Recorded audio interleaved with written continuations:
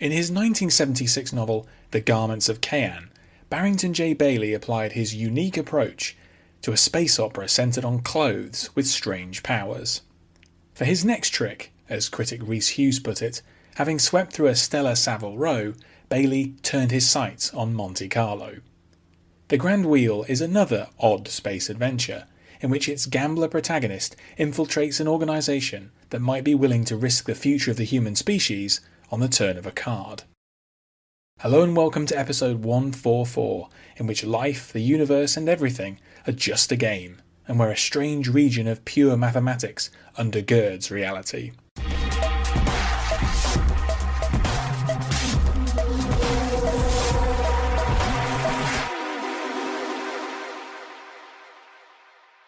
Cheyne Scarn is a complicated man. He's a professional gambler who plies his trade in the many casinos and saloons of the solar system and beyond. He's also a professor of randomatics, a new science of chance and probability. Unfortunately, he has another vocation. He is an unwilling spy for the state. The Grand Wheel is the 8th novel by the underrated British SF writer Barrington J. Bayley.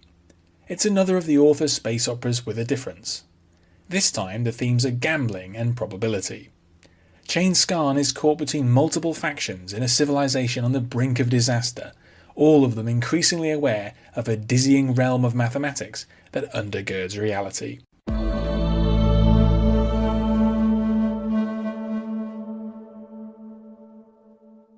The novel opens on Io, one of Jupiter's moons, which has been made habitable by the installation of a small, artificial sun. Scarn is there in his capacity as an unwilling agent of the legitimacy, the dominant power in human space. To ensure his compliance, their intelligence agency has forcibly addicted him to a drug that only they can supply. Scarn is forced to infiltrate the Grand Wheel, a massive interstellar gambling syndicate which rivals the legitimacy in strength and holds many worlds in its sway, not least Earth. While the legitimacy is obsessed by order and predictability, the Grand Wheel views everything as a grandiose game of chance. While Scarn attempts to decide who to trust, the whole of human space is threatened by the Hadranics, a formidable and warlike alien race. Humankind's only defence against this threat is the Cave, a region of space prone to devastating supernovae. Scarn must try to recover equations that could weaponize luck. Legitimacy scientists stumble on a device that could control the destiny of stars, and the Grand Wheel might be about to gamble the existence of the species on the turn of a card. It has been suggested that the Grand Wheel was an inspiration for a much better known, later novel, The Player of Games by Iain M. Banks. Certainly the similarities are very real. In both novels, a prodigious game player is recruited by the state to infiltrate another society, which prizes game playing above all else and uses gambling success to determine hierarchy. A smaller part of Bayley's novel seems to have been a clear inspiration on another British SF icon. The setting of Alistair Reynolds' Chasm City from 2001 was surely inspired by a section of the Grand Wheel in which Scarn visits a city called Chasm, which is suspended around and over a vast abyss. Reynolds has stated that Bayley's earlier book, The Soul of the Robot from 1974, was an influence on his novel House of Suns in 2008. The Grand Wheel is first and foremost an offbeat SF adventure, with Bayley's usual strange touches. The basic template is that of an interstellar spy story, as Scarn's initial mission is to recover a set of equations which the legitimacy believe the Grand Wheel have in their possession. These equations would define luck as a manipulable force of nature subject to human exploitation. This is one of Bayley's trademark wild ideas, a kind of alternative science which often provides part of the plot for his novels.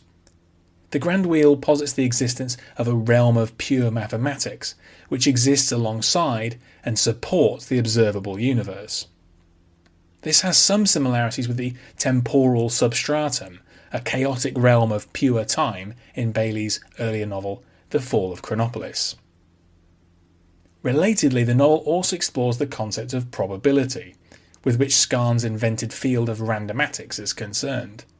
Legitimacy scientists on an isolated desert world discover an ancient alien machine which appears able to manipulate probability, with the effect of altering the destiny of nearby stars. Bayley's plot feels a bit scattered and never quite resolves into a satisfying climax, despite the promise of the fate of the Earth being decided over the course of a card game with aliens.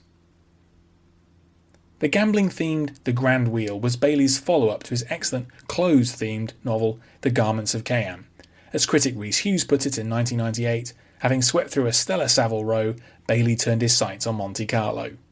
While Bayley's eighth novel is neither as coherent nor as enjoyably odd as Caean, it will do enough to satisfy fans of his work.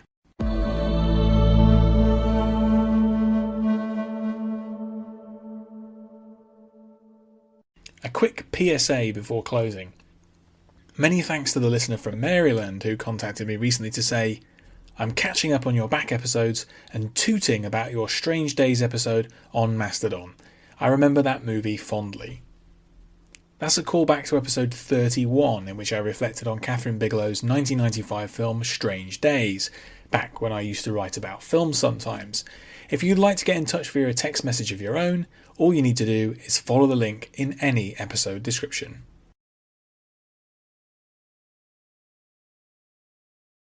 Thanks for listening. For more classic science fiction reviews, visit andyjohnson.xyz. You can also find the show on YouTube and follow updates on Blue Sky. In both cases, just search Classic SF with Andy Johnson. Finally, to get in touch, use the contact form on my site or hit the link in the episode description to send a text message.